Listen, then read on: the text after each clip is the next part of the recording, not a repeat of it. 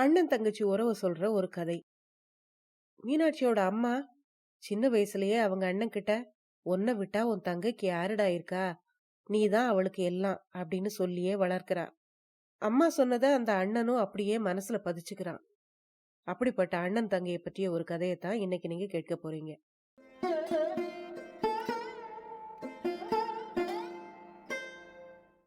அனைவருக்கும் வணக்கம். நீங்கள் கேட்டுக்கொண்டிருப்பது கதை ரேடியோ தமிழ். திருமதி கி சரஸ்வதி அவர்கள் எழுதிய தெய்வத்திற்கும் மேல் என்ற சிறுகதையத்தான் இன்னைக்கு நீங்க கேட்க போறீங்க. இந்த சிறுகதை 1947 ஆண்டு வெளிவந்தது. கதையை ஆரம்பிக்கிறதுக்கு முன்னால சேனலுக்கு வந்திருக்கிற எல்லாருக்கும் என்னுடைய அன்பான வரவேற்புகள். இப்ப வாங்க கதைக்குள்ள போகலாம். மீனாட்சியோட தாய் உடல்நலம் இல்லாம படுத்த படுக்கையா இருந்தா. அவளோட உடல்நிலை எப்ப சரியாகும்னு தெரிஞ்சுக்கிறதுக்காக அவளுடைய கணவர் ஜோசியர் ஒருத்தரை வரவழைச்சிருந்தாரு. வந்த ஜோசியர்கிட்ட மீனாட்சியோட அம்மா கேட்டா, "என்ன ஜோசியரே, நான் பொழைச்சுக்குவேனா? என் ஜாதகத்தை பாத்தீங்களே" அப்படின்னு படுத்த படுக்கையிலிருந்தே கேட்டா. உடனே ஜோசியர், "கவலைப்படாதேம்மா, இவ்வளவு நேரம் உன் புருஷன்கிட்ட அதைத்தான் சொல்லிக்கிட்டு இருந்தேன். அவன் என்னன்னா உன்கிட்டையும் சொல்லி தைரியம் மூட்ட சொன்னான். அதனாலதான் உள்ள வந்தேன். உன்னோட ஆயுசுக்கு ஒன்னும் பயம் இல்ல, கவலைப்படாத. இன்னும் 2 மாசம்தான். சனி தசையில சூரியனோட புத்தி படுத்து எடுத்துக்கிட்டு இருக்கு. 2 பேரும் பரம எதிரி இல்லையா? வர்ற பொங்கலுக்கு அப்புறம் சூரிய புத்தி முடிஞ்சு சந்திர புத்தி ஆரம்பமாகுது. அதுக்கப்புறம் உன் உடம்புக்கு எதுவும் பண்ணாது, படிப்படியா குணமாயிரும். நான் சொன்ன வார்த்தை எப்பவுமே பலிக்காம போனதில்ல. நீ வேணாலும் பாரேன்" அப்படின்னு சொன்னாரு ஜோசியர். "என்னவோ ஜோசியரே, உங்க வாயால சொல்றீங்க. நீங்க சொன்னது அப்படியே பலிச்சா நல்லதுதான்" அப்படின்னு சொன்னா மீனாட்சியோட அம்மா. "நான் எங்கம்மா சொல்றேன், சாஸ்திரம்ல சொல்லுது. சாஸ்திரம் என்ன சொல்லுதோ அத நான் உன்கிட்ட அப்படியே சொல்லியிருக்கேன்" அப்படின்னு சொன்னாரு ஜோசியர். "என் ஜாதகத்தை பாத்தீங்களே, என் கணவரோட ஜாதகத்தையும் பையன் கிருஷ்ணமூர்த்தியோட ஜாதகத்தையும் பாத்தீங்களா? அதுல ஏதாவது எனக்கு கெடுதல் வரும்னு இருக்கா?"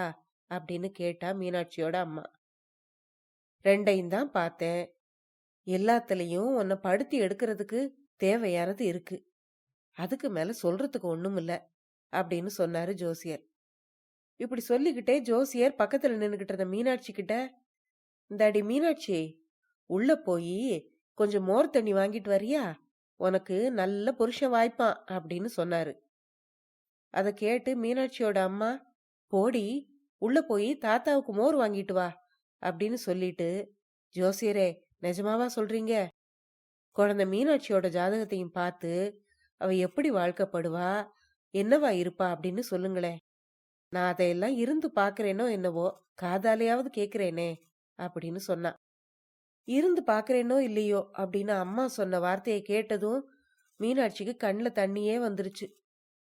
அத அம்மாவும் ஜோசியரும் பார்க்காம இருக்கிறதுக்காக மோர் வாங்கிட்டு வர்றதுக்காக உள்ள ஓடினா. மீனாட்சிக்கு 7ல இருந்து 8 வயசு தான் இருக்கும். இருந்தாலும் அம்மா 10 மாசமா காய்ச்சல்ல கிடக்கிறது அவளை உள்ளூர கவலைப்படுத்திக்கிட்டு இருந்தது. பாதி நேரம் அவ வயசு பிள்ளைகளை போல அவ விளையாட கூட போறதில்ல. மோரோட திரும்பி வந்த மீனாட்சி ஜோசியர் மூக்கு கண்ணாடிய போட்டுக்கிட்டு ஒரு ஓலைச்சுவடியை படிச்சுக்கிட்டு இருக்கிறத பார்த்தா. அவர் சொல்றது முழுசும் அவளுக்கு விளங்கலைன்னாலும், தனாதிபதியும் லாபாதிபதியும் நல்ல நிலைமையில இருக்காங்க. "அம்மாடி, உனக்கு நல்ல தன லாபம் உண்டு" அப்படின்னு சொன்னாரு ஜோசியர். கொஞ்ச நேரத்துக்கு பிறகு ஜோசியர் போன பிறகு அவங்க அம்மா மக மீனாட்சிய பக்கத்துல கூப்பிட்டு அவளை தான் முகத்தோட சேர்த்து அணைச்சுக்கிட்டா. "கண்ணு, நீ நல்ல பணக்காரியா இருப்பியாம். நல்ல மனசோட தான தர்மம் பண்ணிக்கிட்டு இரு, சரியா?" அப்படின்னு கேட்டா. பணக்காரின்னு அவங்க அம்மா சொன்ன அந்த சொல் பணத்தோட பெருமை அறியிற சக்தி இல்லாத அந்த குழந்தைய கூட சந்தோஷத்தால தலை நிமிர வச்சுது. அப்போ அவங்களோட பேச்ச கேட்டுக்கிட்டே வந்த மீனாட்சியோட அண்ணன் கிருஷ்ணமூர்த்தி, "பணக்காரிங்கிறதுக்குள்ள சந்தோஷத்தை பாரு, கழுதைக்கு தலை கழுத்துல நிக்கல" அப்படின்னு கிண்டலா சொன்னான். அத கேட்ட அவங்க அம்மா, "போடா, குழந்தைய ஒன்னும் சொல்லாத. அவ உனக்கு 10 வயசு சின்னவ. உன்னை விட்டா அவளுக்கு யாரு இருக்கா? நீதான் அவளை நல்லா பாத்துக்கணும். நான் பொழைச்சிருப்பேன்னு தோணல" அப்படின்னு வருத்தத்தோட சொன்னான். அத கேட்ட கிருஷ்ணமூர்த்தி, என்னம்மா, ஜோசியர் சொன்னத முழுசா கேட்டுட்டு மறுபடியும் இப்படி பேசுறியே? சாவ பத்தியே நினைக்க கூடாதுன்னு அவர் சொன்னாரா இல்லையா? நீ என்னன்னா சதா சாவ பத்தியே நினைச்சுக்கிட்டு இருக்கியே அப்படின்னு அவங்க அம்மாவை கடிஞ்சுக்கிட்டான் கிருஷ்ணமூர்த்தி. அம்மா இருந்தாலும் செத்து போறதையே நினைச்சுக்கிட்டு இருக்கா, அதுதான் தப்பு அப்படின்னு மீனாட்சியோட மனசுலயும் தோணுச்சு. நான் பணக்காரி ஆயிருவேன்னு ஜோசியர் சொன்னா அம்மா நம்புறா. ஆனா அதே ஜோசியரே அவ பொழைச்சு எழுந்துருவான்னு சொன்னா நம்ப மாட்டேங்கிறாளே, அது ஏன்? அவளுக்கு அது புரியவே இல்ல. அத நினைச்சப்போ வேதனை வேற தாங்க முடியாம உண்டாச்சு. கடைசியில ஜோசியர்கள் வைத்தியர்கள் எல்லாருக்கும் மேலா அவங்க அம்மா நினைச்சதுதான் சரியா இருந்தது. 2 மாசம் கழிச்சு சூரிய புத்தி முடிஞ்சு சந்திர புத்தி ஆரம்பிக்கிற அன்னைக்கு அவ நிரந்தரமா கண்ணை மூடிட்டா. சிறுமி மீனாட்சியோட மனசுல மட்டும் அவங்க அம்மா அவளை அணைச்சுக்கிட்டு அன்னைக்கு சொன்ன வார்த்தைகள் அப்படியே பதிஞ்சுது. அவ பணக்காரியாவா, அப்போ நிறைய தான தர்மங்கள் செய்வா அப்படிங்கிறது தான் அது. அதுக்கப்புறம் இப்ப 30 வருஷங்கள் ஓடி போயிருச்சு. மீனாட்சிங்கிற அம்மனோட பெயருக்கு கவிஞர்கள் 2 அர்த்தம் உண்டுன்னு சொல்றாங்க. ஒண்ணு, மீனை போல அகன்று நீளமான கண்களை உடையவங்க அப்படிங்கிறதும். இன்னொன்னு, மீன் குஞ்சு பொரிக்கிற முறையே தனி. தண்ணீர்ல மீன் முட்டையிட்டுக்கிட்டே போகுமா, போகும்போதே அதை திரும்பி பார்த்துக்கிட்டே போகுமா. அந்த மீனோட பார்வைப்பட்டதுமே அதோட முட்டையில இருக்கிற குஞ்சுகள் உயிர் பெற்றுமா. மீன் எப்படியோ அத போலவே மீனாட்சி அம்மனோட கடைக்கண் பார்வை உயிர்களை உண்டாக்குற சக்தி படைச்சதுங்கிறதாலதான் அந்த பொருள் பட அம்மனுக்கு மீனாட்சிங்கிற பெயர் வந்ததுன்னு சொல்லுவாங்களாம். மீனாட்சியோட தாய் இறந்து 4-5 வருஷங்கள் கழிஞ்ச பிறகு மீனாட்சிக்கு திருமணமாச்சு. அந்த கல்யாணம் நடந்த மறு வருஷமே அவங்க அப்பாவும் இறந்து போயிட்டாரு. அதுக்கு பிறகு மீனாட்சி அவளுடைய கணவனோட வாழ்ந்ததெல்லாம் 4-5 வருஷங்களுக்குள்ளதான் இருக்கும். அந்த சில வருஷங்கள்லயும் அவ முழுசும் சந்தோஷமா இருந்தான்னு சொல்றதுக்கு இல்ல. அவளோட கணவன் செலவாளியா இருந்தாங்கிறதுக்காக அவனோட அண்ணன் அவனோட சொத்தை பிரிச்சு கொடுத்து அவனை தனியா அனுப்பிட்டான். ஏன்னா தன்னோட பங்கு சொத்தையும் சேர்ந்து இழக்க அவன் விரும்பல. மீனாட்சியோட கணவன் பட்டணத்துல ஏதோ சின்ன வேலை ஒண்ணு பாத்துக்கிட்டு இருந்தான். வேலை பார்த்து கிடைக்கிற சம்பாத்தியம் குதிரை பந்தயம், சினிமா, இந்த மாதிரி பல துறைகள்ல போய்கிட்டு இருந்தது. திடீர்னு ஒரு நாள் ராத்திரி அவன் நல்ல காய்ச்சலும் பிதற்றலும் பிடுங்கலுமா வீட்டுக்கு திரும்பினான். ஒரு வாரத்துல எல்லாம் அந்த காய்ச்சல் அவனை கொண்டே போயிருச்சு. அதுக்கு பிறகு மீனாட்சி அவளுடைய அண்ணனுடைய ஆதரவுல வந்து சேர்ந்தா. உன்னை விட்டு அவளுக்கு யாருடா அப்படின்னு அன்னைக்கு அவங்க அம்மா சொன்ன சொல் அப்படியே உண்மையாச்சு. சேலம் ஜில்லாவில் அவளுடைய கணவனுக்கு கொஞ்சம் வானம் பார்த்த பூமி இருந்தது. அந்த இடத்துல இருந்து காசு எதுவும் மீனாட்சிக்கு வரல. அவனுக்குன்னு பிரிச்சு கொடுத்திருந்த சொத்து எல்லாத்தையும் அவன் ஏற்கனவே காலி பண்ணி இருந்தான். அன்னைக்கு ஜோசியர் மீனாட்சி பெரிய பணக்காரியா இருப்பா அப்படின்னு சொன்னதோட பலன் இதுதான் போல இருக்கு. அம்மா மட்டும் இப்ப இருந்து இப்போ தான் இருக்கிற நிலைமைய பார்த்தா என்ன நினைப்பா அப்படின்னு மீனாட்சி அடிக்கடி நினைச்சுக்குவா. அண்ணனோட வீட்டுல மீனாட்சிக்கு எந்த குறையும் இல்ல. அந்த வீட்டுக்கே அவதான் எஜமானி மாதிரி இருந்தா. அவ மனசு வருத்தப்படக்கூடாதுன்னு அவ போட்டுதான் சட்டமா இருக்கிற மாதிரி அவங்க அண்ணன் வச்சிருந்தான். அவளோட மதினிக்கும் அடிக்கடி பிரசவத்தால உடம்பு பலம் இல்லாம குடும்பத்தை நிர்வகிக்க முடியாம தான் இருந்தது. அண்ணாவோட குடும்பமும் 5-6 குழந்தைகளோட விருத்தியாகி இருந்தது. அவன் ஒரு சம்சாரிங்கிற நிலைமையில வரவுக்கும் செலவுக்கும் கணக்கு பாக்குற நிலைமையில இருந்தான். பட்டணத்துல இருந்த அவனோட பெரிய பிள்ளைக்கு மாசம் பிறந்தா காலேஜுக்கும் ஹாஸ்டலுக்குமா பணம் அனுப்ப வேண்டி இருந்தது. குடித்தனக்காரங்க மாதா மாதம் சொலையா ரூபாய்க்கு எங்க போவாங்க. அவனோட பொண்ணு ஒண்ணு கல்யாணத்துக்கு தயாரா வயசு நிரம்பி நின்னுகிட்டு இருந்தது. இன்னும் எவ்வளவோ சில்லற செலவுகளும் அந்த குடும்பத்துல இருந்தது. அண்ணன் செலவுக்கு சிரமப்படுறது மீனாட்சிக்கும் தெரிஞ்சுதான் இருந்தது. ஆனாலும் அவன் கடன் வாங்கி சமாளிச்சுக்கிட்டு இருக்காங்கிறது அவளுக்கு தெரியும். அவனுக்கு இருந்த நிலத்துல ஒரு பகுதியை விக்கிறதுக்கு அவன் முயற்சி பண்ணிக்கிட்டு இருந்தது குடியானவன் குப்பம் மூலமா இவளுக்கு தெரிய வந்தது. அவன் மீனாட்சி கிட்ட வந்து, அம்மா, எசமா நிலத்தை விற்க போறாங்களாம், அத நீங்க தான் கூடாதுன்னு சொல்லி தடுக்கணும் அப்படின்னு சொன்னான். அவன் சொன்னதை கேட்டு மீனாட்சிக்கு தூக்கி வாரி போட்டுது. இருந்தாலும் சமாளிச்சுக்கிட்டு, பணம் இல்லாததுக்கு கொஞ்சத்தை வித்தா என்னடா மோசம் போச்சு, கடன் வாங்குறத விட அது நல்லது இல்லையா அப்படின்னு சொல்லி பார்த்தா. ஆனா குப்பன் ஒத்துக்கல. குப்பனுக்கு அவங்க குடும்பத்து மேல அவ்வளவு அபிமானம். அவங்க அப்பா காலத்துல இருந்து அவன் அவங்களுக்காக அந்த நிலத்துல பாடுபட்டுக்கிட்டு இருக்கான். நம்ம கைய விட்டு நிலம் போயிட்டா அப்புறம் என்னம்மா இருக்கு? கௌரவமே போயிருமே. கூடவே கூடாது. எப்படியாவது அண்ணன்கிட்ட எடுத்து சொல்லுங்கம்மா. நான் சொன்னதுக்கு அவர் கேட்கல. நீங்க சொன்னா கேப்பாருன்னு தான் உங்ககிட்ட ஓடியாந்தேன் அப்படின்னு சொன்னான் அவன். அதுக்கு பிறகு மீனாட்சி அவங்க அண்ணன் கிட்ட கேட்டா. அதுக்கு அவங்க அண்ணன், கடன் ஏறி நிலம் முழுசும் போறது நல்லதா? அதனாலதான் கொஞ்சம் இடத்த விக்கலான்னு முயற்சி பண்றேன் அப்படின்னு சொன்னான். குப்பன் கூடவே கூடாதுன்னு சொல்றானேனா அப்படின்னு கேட்டா மீனாட்சி. அப்போ இடம் முழுசுமா போனா அவனுக்கு தேவலையாமா அப்படின்னு கேட்டான் அவங்க அண்ணன். இப்படி இருக்கும்போதுதான் ஒரு நாள் அவங்க அண்ணன் கிருஷ்ணமூர்த்தி கையில ஒரு கடிதத்தோட மீனாட்சி கிட்ட வந்தான். மீனாட்சி, இந்த கடிதத்தை பாரு. இதுக்கு என்ன சொல்ற? உன்னோட நிலத்தை யாரோ விலைக்கு கேக்குறாங்களாம். 10,000 ரூபாய் தர்றாங்களாம் அப்படின்னு சொன்னான். 10,000மா? என்னோட நிலத்துக்கா? இது என்ன அதிசயம்? மீனாட்சிக்கு தன்னுடைய காதுகளையே நம்ப முடியல. நம்பிக்கையும் வரல. என்ன அண்ணா சொல்ற? அந்த நிலத்துல இருந்து காலனா காசு கூட வரலையே. அந்த இடத்தையே அவ்வளவு தொகை கொடுத்து வாங்குறாங்க அப்படின்னு அதிசயத்தோட கேட்டா. அதுக்கு அவங்க அண்ணன், பர்மா போனதுல யாரோ ஒரு செட்டியார் பணத்தோட வந்திருக்காராம். அவனுக்கு பேங்குகளை நம்பி பணத்தை போட மனசு இல்லையா. அவன் கேக்குறத பார்த்தா உங்க ஊரையே வாங்கிருவான் போல இருக்கு. நமக்கு என்ன, நல்லதா போச்சு, சந்தோஷமா வித்துருவோமே அப்படின்னு சொன்னா அவங்க அண்ணன்.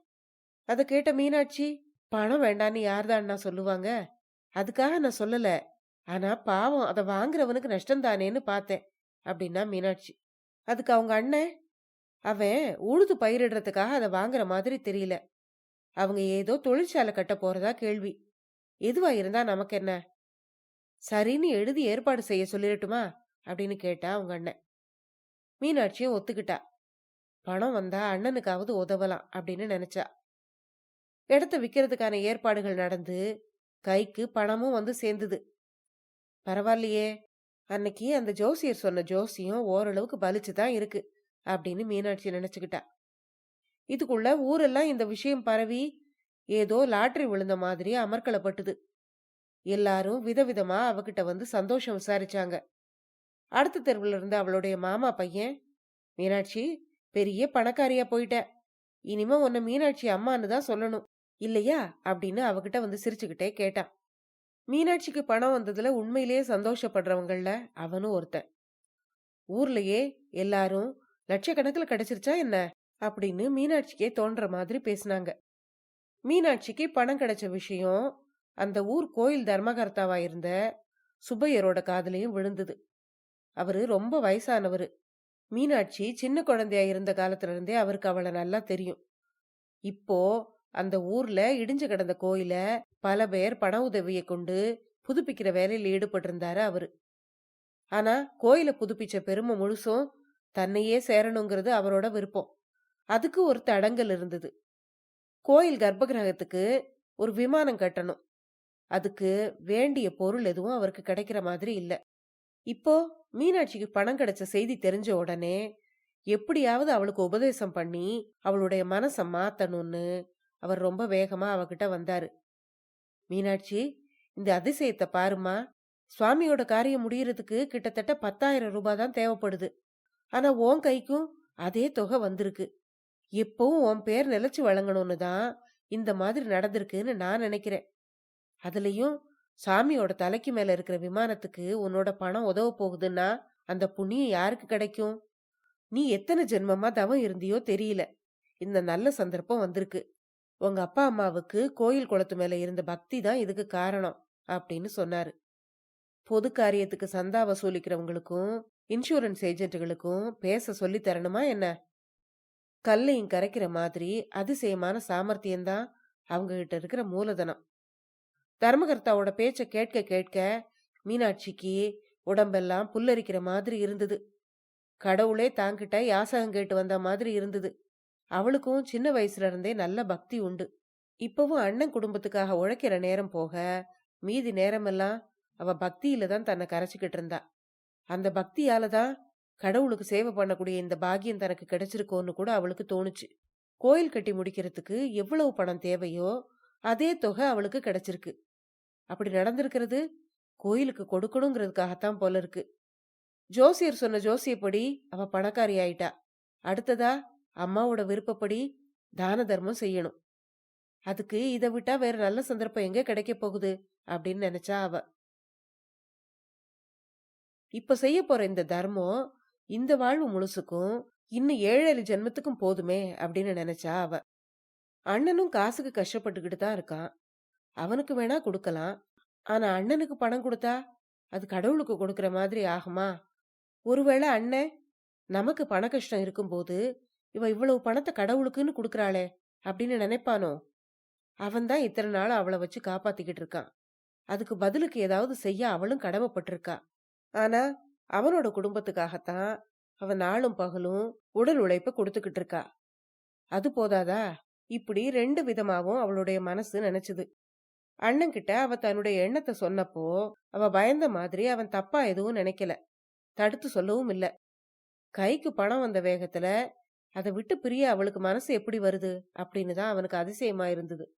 தனக்கு கொடுக்க கூடாதான்னு அவன் கொஞ்சம் கூட நினைக்கல. இவ்வளவு நாளும் அவளுடைய ஒத்தாசையை எதிர்பார்க்காத அவன் மனசு இப்ப மட்டும் எதுக்காக மாறணும்? ஏதோ அவ போகிற வழிக்கு பேரும் புண்ணியமும் சம்பாதிச்சுக்க போறதுல அவனுக்கும் ரொம்ப திருப்தி தான். இந்த உலகத்துல அவளுக்குன்னு வேற கிடைக்கக்கூடியது என்ன இருக்கு? 4 பேர் புகழ கேட்டாவது அவளுடைய மனசு சந்தோஷப்படட்டுமே அப்படின்னு நினைச்சான் அவன். அவன் நினைச்சத அப்படியே மனசு விட்டு மீனாட்சி கிட்ட சொல்லவும் செய்தான். அண்ணனுடைய மனசு தெரிஞ்சப்போ மீனாட்சிக்கு ரொம்ப நிம்மதியா இருந்தது. தான் சிரமப்படும் போது தனக்கு உதவாம ஏதோ புகழுக்காக தங்க எப்படி செய்யறதா அவன் நினைக்கல. அதுக்கு மேல அவளுக்கு என்ன வேணும்? கோவில் கட்டி முடிஞ்சு கும்பாபிஷேகம் நடக்கிற மாதிரியும் சுத்து வட்டாரத்து ஊர்கள்ல இருந்து வந்த ஜனங்கள் அவகிட்டயே நேர்ல வந்து அவளை புகழ்ற மாதிரியும் என்னென்னவோ கற்பனையில ஆழ்ந்துட்டா அவ. சாமியோட தலைக்கு நிழல் அவளாலதான் ஏற்பட போகுது. அதனால அவளுடைய அண்ணன் குடும்பத்துக்கு ஒரு குறையும் வர்ற மாதிரி சாமி விடமாட்டாரு அப்படின்னு அவ தன்னுடைய மனசுக்குள்ள நிச்சயம் பண்ணிக்கிட்டா. அவளுக்கு இருந்த சந்தோஷத்துல அண்ணனோட 4 வயசு குழந்தைகிட்ட, ஏண்டா சாமிக்கு செஞ்சா புண்ணியம் தானே, அதுக்கு பதிலா சாமி நம்மள நல்லா பாத்துக்குவாரா இல்லையா அப்படின்னு கொஞ்சிக்கிட்டே கேட்டா. அன்னைக்கு ராத்திரி அவ தூங்கும் போது கூட இவ்வளவு நாளும் வராத அவளுடைய தாய் கனவுல வந்து சந்தோஷத்தோட இவளை பார்த்து புன்முறுவல் பூக்குற மாதிரி இருந்தது அவளுக்கு. மறுநாள் மீனாட்சியோட மாமா பையன் வந்தப்போ அவன்கிட்ட தன்னுடைய எண்ணத்தை அவ தெரிவிச்சா. அத கேட்டு அவன், உன்னோட தர்மம் பண்ணணுங்கிற எண்ணம் உயர்வானதுதான், நல்ல காரியம்தான். ஆனாலும் உன்னோட முழு பணத்தையும் அதுக்கு கொடுக்கணுமான்னு தான் நான் யோசிக்கிறேன் அப்படின்னு சொன்னா அவன். அதுக்கு அவ, கோயில் பூர்த்தி ஆகிறதுக்கு சரியா அதே தொகை தேவைப்படுதாமே அப்படின்னு கேட்டா. உடனே அவளோட மாமா பையன், அந்த கணக்கெல்லாம் சுப்பையர் சொல்றது தானே, உண்மை என்னன்னு யாருக்கு தெரியும்? பாதி சாமிக்கு பாதி அவர் குடும்பத்துக்கு அப்படின்னு சொன்னான் அவன். உடனே மீனாட்சி தன்னுடைய மாமா மகனை பார்த்து, நல்ல காரியம் பண்றவங்கள இப்படி தவறா பேசுறது நல்லதில்ல அப்படின்னு கடிஞ்சுக்கிட்டா.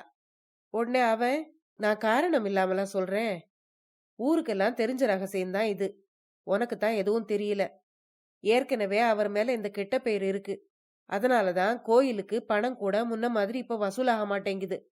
இதுக்கு முன்னாடி அவரோட குடும்பம் எப்படிப்பட்ட வறுமை நிலையில இருந்ததுன்னு உனக்கு தெரியும் இல்லையா? ஆனா இப்போ இந்த கோயில் வேலை ஆரம்பிச்ச பிறகு அவங்க வீட்டுல மகாலட்சுமி தாண்டவம் ஆடிக்கிட்டு இருக்கா. அவரோட வீட்டு பெண்கள் பொன்னும் புடவையுமா ஜொலிச்சுக்கிட்டு இருக்காங்க. தேன் எடுக்கிறவன் புறங்கைய நக்காம இருப்பானா? பணத்துல புழங்கும் போது வீட்டுக்கு கொஞ்சம் எடுத்துக்கிறது சகஜம்தானே. யாருக்காவது கணக்கு ஒப்பிக்க போறாரா என்ன? அப்படி எதுவும் இல்ல பாத்தியா அப்படின்னு கேட்டான் அவன். இப்படி மீனாட்சியோட மாமா மகன் சொன்னப்போவே சுப்பையரோட பேத்திய சரிகை சேலையும் நகையுமா கோயில்ல பார்த்தது மீனாட்சிக்கு நினைவுக்கு வந்தது. கூடவே அதே வயசுள்ள மீனாட்சியோட அண்ணன் மகளுக்கு அந்த பொண்ணு போட்டிருந்ததுல கால்வாசி நகையும் பணமும் கூட இல்லையே அப்படின்னு நினைச்சு பார்த்தா அவ. ஒருவேளை மாமா பையன் சொல்றது நிஜமா இருக்குமோ அப்படின்னு அவளுக்கு சந்தேகம் ஏற்பட்டது. கஷ்டப்படுற அண்ணனுடைய குடும்பத்துக்கு கொடுக்காம அடுத்தவங்க பணத்துல சௌகரியமா வாழ்ற இன்னொரு குடும்பத்துக்கு இன்னும் பணம் கொடுக்க முடியுமா? இதுவா தர்மம்? இதுவா நல்ல காரியம் அப்படின்னு அவளோட மூளை குழம்பிச்சு. ஒன்னும் சொல்ல தோன்றாம தயங்கி நின்னா அவ. அந்த சமயத்துல, அத்தை உனக்கு கடிதம் வந்திருக்கு அப்படின்னு சொல்லி அவளோட மருமக ஒரு கடிதத்தை அவகிட்ட வந்து கொடுத்தா. எனக்கு கடிதமா? யாரு எழுதியிருக்கா அப்படின்னு கேட்டுக்கிட்டே அவ அதை பிரிச்சு கையெழுத்த பார்த்தா. அட, இங்க மச்சினர்ல எழுதியிருக்காரு அப்படின்னு அதிசயத்தோட சொன்னா. அந்த கடிதத்தை அவ படிச்சு முடிக்கிற வரைக்கும் பேசாம இருந்த அவளுடைய மாமா மகன் என்ன எழுதியிருக்கான் அப்படின்னு கேட்டான். ஒண்ணும் இல்ல, அவனுக்கு நிலம் வித்தது தெரிஞ்சிருக்கு போல இருக்கு. நல்ல வேலைக்கு போனதுக்கு சந்தோஷம் அப்படின்னு எழுதியிருக்கான் அப்படின்னு சொன்னா மீனாட்சி. நல்ல வேளை அந்த பணத்துக்கு அவனும் பங்குக்கு வந்துட்டானோன்னு பார்த்தேன் அப்படின்னு சொன்னா மீனாட்சியோட மாமா மகன். இத்தனை காலம் திரும்பி பார்க்காம இருந்துட்டு அப்படி கூட ஒருத்தர் வர முடியுமா அப்படின்னு கேட்டா மீனாட்சி. ஏன் மாட்டான்? அன்னைக்கு அவனோட தம்பியோட உயிர் போய்கிட்டு இருந்தப்போ அவன் மேல வந்த போலீஸ் வாரண்ட தெரிஞ்சுக்கிட்டு எங்க அது தன்னை பாதிச்சிருமோன்னு விலகி ஓடி போனவன் தானே அவன் அப்படின்னு ஆத்திரத்தோட கேட்டான் மீனாட்சியோட மாமா பையன். போலீஸா? வாரண்டா? அது என்ன அப்படின்னு கேட்டா மீனாட்சி. அதுக்கு பிறகுதான் இத்தனை நாளும் அந்த விஷயம் அவளுக்கு தெரியக்கூடாதுன்னு மீனாட்சியோட அண்ணன் வச்சிருந்த ரகசியத்தை ஆத்திரத்துல நினைவில்லாம தான் சொல்லிட்டது மீனாட்சியோட மாமா மகனுக்கு புரிஞ்சுது. இனிமே அதை விளக்கி சொல்லாம இருந்தா மீனாட்சி எப்படி பொறுத்துக்குவா? அதனால 20 வருஷத்துக்கு முன்னால நடந்து மறந்து போன ஒரு விஷயத்த இப்போ அவகிட்ட சொல்ற மாதிரி ஆயிருச்சு. மீனாட்சியோட கணவன் சினிமா நடிகை ஒருத்திக்கிட்ட ஆசை வச்சு அவ இருந்த இருப்பிடத்தை தேடி போயிருக்கான். அந்த வீட்டுல அவனை போல இன்னும் 2-3 பேர் இருந்திருக்காங்க. அவங்களுக்குள்ள கலகம் வந்து அடிதடி ஏற்பட்டிருக்கு. அவங்க கூட மீனாட்சியோட கணவனும் சண்டை போட்டிருக்கான். அதனாலதான் அன்னைக்கு அவன் காய்ச்சலும் ஜன்னியுமா வீட்டுக்கு வந்திருக்கான். அந்த அடிதடியில கலந்துகிட்ட இன்னொரு ஆளு இவன் தன்னை அடிச்சு காயப்படுத்திட்டு போயிட்டதா போலீஸ்ல கேஸ் போட்டிருக்கான். ஆனா இவன் வீட்டுல நினைவில்லாம கிடந்திருக்கான். அந்த சமயத்துல இவன் மேல பிடி வாரண்ட் வந்திருக்கு. அது தெரிஞ்சுக்கிட்ட மீனாட்சியோட அண்ணன் கிருஷ்ணமூர்த்தி தான் கையில இருந்த பணத்தை செலவழிச்சு நிலைமைய ஒரு வாரம் சமாதானம் பண்ணியிருக்கான். உங்க அண்ணன் பணத்தை செலவு பண்ணி பிடி வாரண்ட கேன்சல் பண்ணப்போ நானும் அவன் கூட தான் இருந்தேன். அப்போ தனக்கு ஏதாவது பிரச்சனை வந்துருமோன்னு உன் புருஷனோட அண்ணன் பக்கத்துலவே வரல, தூரவே விலகி இருந்தான். அவ்வளவு நல்ல மனசு அவனோடது. அவன் தான் இப்ப கடிதம் எழுதியிருக்கான் அப்படின்னு சொன்னான் மீனாட்சியோட மாமா மகன். ஆமா, இந்த விஷயத்தை எல்லாம் எனக்கு ஏன் இத்தனை நாளும் விவரமா சொல்லல அப்படின்னு மீனாட்சி கேட்டா. இந்த விஷயம் உனக்கு தெரிஞ்சா உன் புருஷன் அகாலமா மரணம் அடைஞ்சதால ஏற்படுற வருத்தத்துக்கு மேல அவனோட கெட்ட நடத்தைக்கு அவமானம் தாங்காம உன்னோட மனசு வெடிச்சு போயிரும்னு பயந்துதான் உங்க அண்ணன் இத ரகசியமாகவே வச்சிருக்கணும்னு சொன்னான். பின்னாடியும் ரகசியமாவே வச்சிருந்தான். நான் தான் அவசரப்பட்டு இன்னைக்கு அசட்டுத்தனமா உளறிட்டேன். 20 வருஷம் கழிச்சு இதுக்காக நீ வருத்தப்பட மாட்டேன்னு நான் நம்புறேன். நீ வருத்தப்படவும் கூடாது மீனாட்சி அப்படின்னு சொன்னா அவங்க மாமா மகன். நடந்து போனதை நினைச்சு மீனாட்சி மனசு உருகி வருந்தல. ஆனா அவங்க அண்ணனுடைய அன்பை நினைச்சுதான் உருகி போயிட்டா. அவன் அந்த சமயத்துல செய்த உபகாரம் பெருசில்ல. கணவனோட நடத்தைய பத்தி தெரிஞ்சா மனசு ஒடிஞ்சு மீளாத துயரத்துல ஆழ்ந்து போயிருவாங்கிறதுக்காகத்தான் அவன் ரகசியத்தை காப்பாத்தினதை நினைக்க நினைக்க நன்றி உணர்ச்சி மேலிட்டு மீனாட்சியோட உணர்ச்சி பொங்கிச்சு. அவ இந்த கோயில கட்டி முடிக்கிறதுக்கு பணம் கொடுக்கணும்னு நினைச்சா. ஆனா அவங்க அண்ணனும் அவளோட மனக்கோயில் இடியாம காப்பாத்தி இருக்கான். வெளியில இருக்கிற கோயில யாரும் பண உதவியால கட்ட முடியும். ஆனா மனக்கோயில அது இடிஞ்சு போனா அது சரி பண்றது சாத்தியமா? இப்போ அவளுடைய கணவனை பத்தின விஷயம் அவளுக்கு பிரமாதமா ஒன்னும் படல. சின்ன வயசுல அத பத்தி கேட்டிருந்தா அவளால தாங்கி இருக்க முடியுமா? தெய்வமே அண்ணன் உருவுல வந்து அவளை பொறுக்க முடியாத மன கஷ்டத்துல இருந்து அப்ப காப்பாத்தி இருக்கு. கோயில்ல இருக்கிற தெய்வம் இதை விட என்ன செஞ்சிட முடியும் அப்படின்னு நினைச்சா மீனாட்சி. 20 வருஷத்துல ஒரு நாள் கூட ஒரு சந்தர்ப்பத்துல கூட அவங்க அண்ணன் அத பத்தி ஒரு வார்த்தையும் சொன்னதில்ல. அவனே அத மறந்து போயிருக்கான். நிச்சயமா அவன் மறந்துதான் போயிருக்கணும். அந்த அன்புக்கு அவ என்ன கைமாறு செய்ய போறா? இப்போ அவனுக்கு அவசியம் ஏற்பட்டிருக்கப்போ அவனுக்கு கொடுக்காம தெய்வத்துக்குன்னு நினைச்சு இன்னொரு குடும்பத்துக்கு உதவவா அவ பணம் கொடுக்க முடியும்? அப்படி அவ செய்தான்னா அந்த தெய்வமே அதுக்கு கோவிச்சுக்குமே. கோயிலுக்கு ஏதோ ஒரு சிறு தொகையை கொடுத்துட்டு மீதம் இருக்கிற பணத்தை அண்ணனுடைய காலடியில அவ சமர்ப்பிக்கணும்னு நினைச்சா. அவளுக்கு தெய்வம் அவன்தான்னு தோணுச்சு. அத தன்னுடைய மாமா மகன் கிட்ட சொன்னப்போ அவன், மீனாட்சி, இது உன் இஷ்டம். ஆனா பழைய சமாச்சாரத்தை நான் உன்கிட்ட சொன்னதா கிருஷ்ணமூர்த்தி கிட்ட சொல்லாத. ஏன்னா அவன் என்கிட்ட சத்தியம் வாங்கி இருந்தான். நான் என்னவோ ஆத்திரத்துல வாய் தவறி சொல்லிட்டேன் அப்படின்னு சொல்லிட்டு போனான். அவன் வாய் தவறுனதே நல்லதுன்னு மீனாட்சி இப்ப நினைச்சா. இல்லாட்டா அவ ஒரு பெரிய தவறு செய்திருப்பாளே, அதுக்கு கடவுள் கூட அவளை மன்னிச்சிருக்க மாட்டாரு. மீனாட்சி இப்படி தீர்மானம் பண்ணப்போ அவ பணத்தோட கூடவே தனக்கு வர இருந்த புகழையும் தியாகம் செய்ய தயாரா இருந்தா. அவளுக்கே அது தியாகம்னு தெரியாது. ஒரு பக்கம் அன்பே உருவான அண்ணன், இன்னொரு பக்கம் எல்லாம் வல்ல கடவுள். அண்ணனுக்கு செய்யறதுல கடமை இருக்கலாம், புகழ் இல்ல. ஆனா கடவுளுக்கு கூரை அமைச்சு கொடுத்தா அதுல அவளுக்கு கிடைக்கிற புண்ணியம் அளவில்லாதது. ஏகப்பட்ட புகழும் கிடைக்கும். அந்த புகழால என்ன லாபம்? மெதுவா ஆற அமர நினைச்சு பார்த்தா மீனாட்சி. தன்னோட இதயம் புண்பட்டு துடிக்காம தன்னை ஒரு சமயம் காப்பாத்தின அண்ணனை நினைச்சப்போ, ஆமா, அவன் தெய்வத்துக்கு மேல அப்படிங்கிற முடிவுக்கு வந்தா அவ. அப்போ தூரத்துல எங்கேயோ ஒரு கோயில் மணி ஒலிச்சுது. தெய்வமே அவளுடைய முடிவை ஆமோதிக்கிற மாதிரி இருந்தது அவளுக்கு. கதை முடிவடைந்தது. இந்த கதையை பற்றி உங்களுடைய கருத்துக்களை மறக்காம கமெண்ட்ல சொல்லுங்க. அடுத்த பதிவுல இன்னொரு சுவாரஸ்யமான கதையுடன் சந்திப்போம். நன்றி.